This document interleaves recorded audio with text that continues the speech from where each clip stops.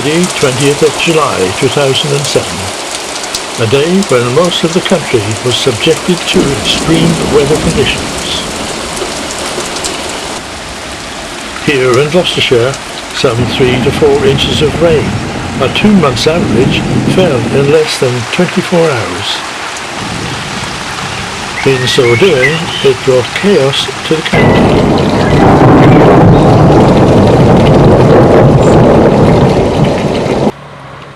2 days later, on the A38 Tewkesbury Road in Gloucester, traffic was able, with care, to move again.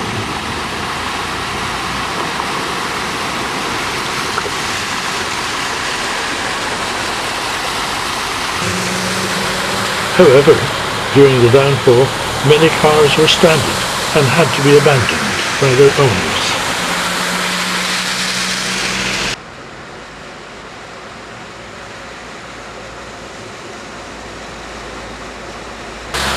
Sometimes filming can be a very dangerous occupation.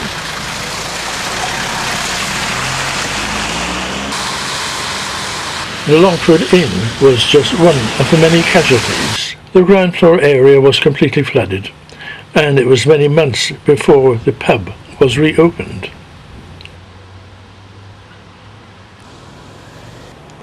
Local houses did not escape.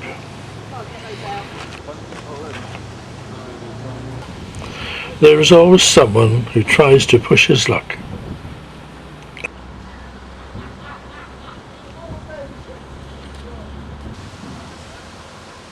As the car park will not be in use today, it becomes an excellent spot for some paddling practice.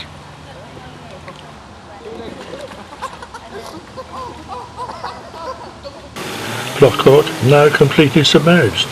It became an inland lake.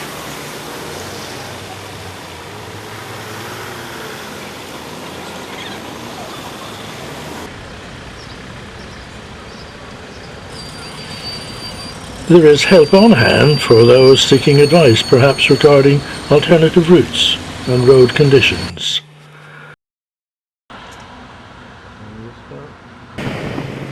Looking west, we can see the remains of the flooding which greatly affected nearby Sandhurst. Due to flood damage at the Mythe Water Treatment Works in Tewkesbury, bowsers throughout the area became a very common sight for almost 2 weeks.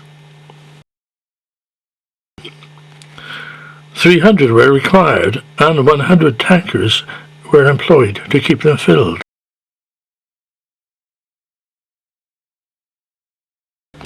The bottom end of Westgate Street and the filling station also suffered.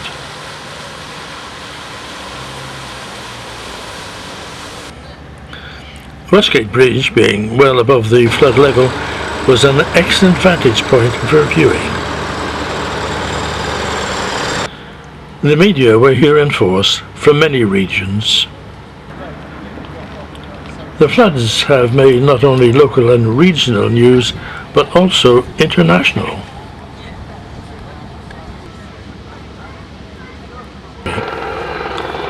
As well as the many problems caused by the flooding, nearby Walham, a major source of electrical power to the city and beyond, was in danger of being overcome. Fortunately, this was just avoided due to the efforts by many local services. This was one of the greatest peacetime emergencies that the country had experienced for many years. In the country, about 4,000 homes and 500 businesses were affected. The owners of these nearby caravans were among the victims.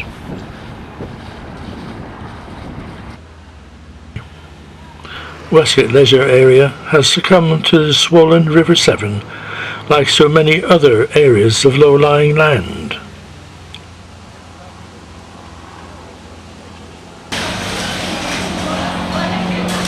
Tesco supermarket at St Oswald's, and we are just in time to see army lorries arrive with thousands of bottles of water for the citizens of Gloucester. A very welcome sight.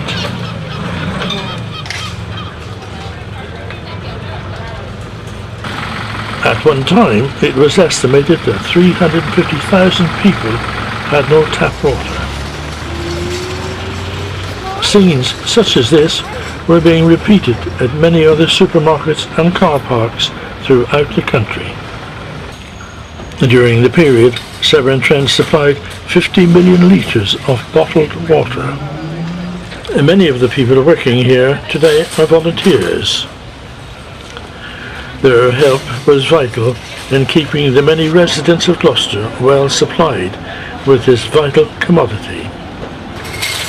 The final cost of the floods to the county and to the public ran into many millions.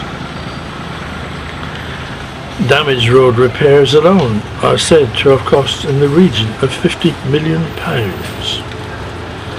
On top of that was the cost of repairs to damaged buildings and houses, and to replace household items and furniture. Sadly too, it must not be forgotten that 3 people died due to the flooding. Gloucester City is no stranger to flooding. In 1947, the melting snows following a long cold winter caused major problems. Some say the 2007 floods were much worse and had a greater overall effect on the city